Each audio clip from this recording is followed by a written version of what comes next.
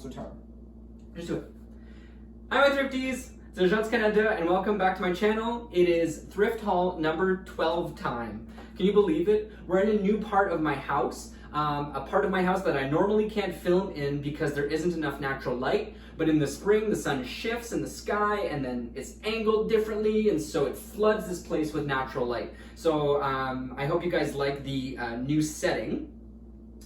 I've got a lot to show you today. I have this really old toile that I purchased in Sault Ste. Marie. I have a little place setting for one, a Wade, England Darwin print. I have my 1925 version of the Grizzly King.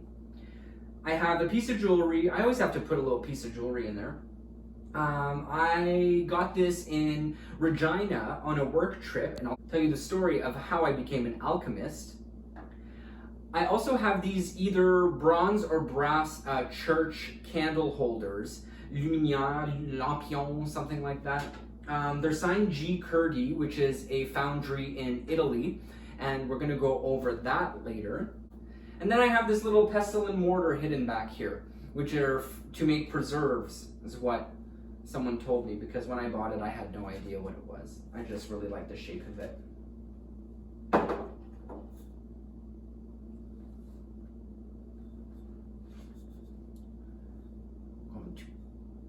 Monsieur pistol.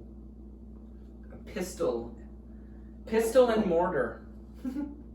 Pew pew. Alright, so the story behind this hematite ring is that I was sent to Regina, Saskatchewan a few years ago for a work trip, and this was in an antique shop, and it was something like over $100, and I didn't really have the money to be able to afford that. So I asked them what kind of what they did, like if they bought things off of people, and they're like, yeah, we always buy silver and gold. So I was like, cool, I have that in my mind. So I'm at thrift shops, and how lucky was I stumble upon a Burke's sterling bracelet that was stamped Burke's with the date, I believe it was from either the 20s or the 30s. And I noticed that, I remembered that they had those for sale at that antique shop. So I bought that, it was like a few dollars, and then I found another sterling silver bracelet. So, all proud of myself, I bring these to the antique shop, and I say, hey, I have these two sterling silver bracelets. What will you take off the ring for these two bracelets? And so they took off half the price. So I ended up paying something like $60 for this ring, and fit me perfectly. And they call this an Alaskan Diamond, but it's not a diamond at all. It's just hematite. And yeah, but I always love telling the story about how I turned silver into gold and how I thought myself quite the alchemist. Now here's that Wade place setting for one. It's Wade, England, and it's the Darwin print. I love that it's all pointillism, and it's got berries and foliage and a whole bunch of stuff on it.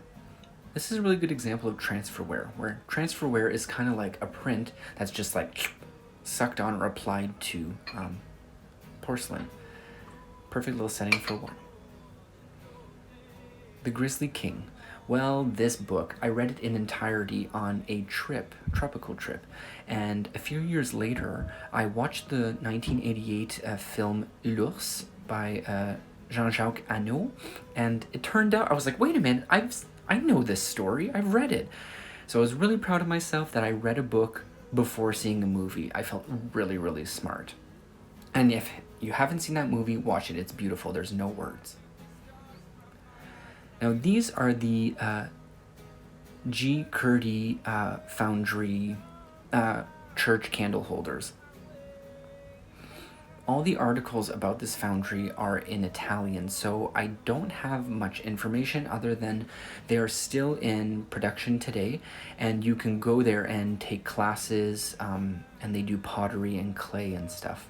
So it's really cool. A lot of the G. Curdy stuff was made for churches. I guess being based out of Milan, they had contracts with the churches.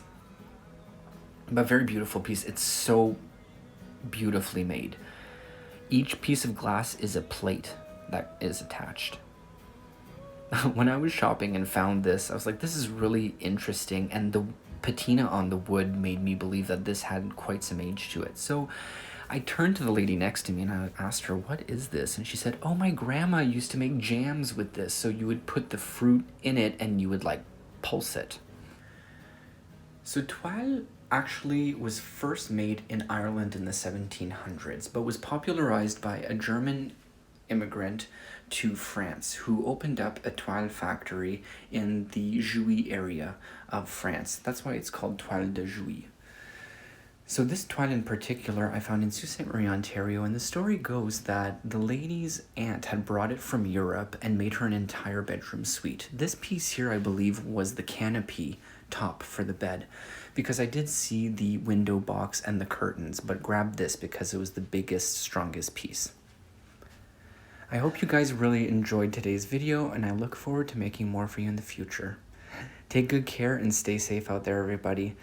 Love y'all.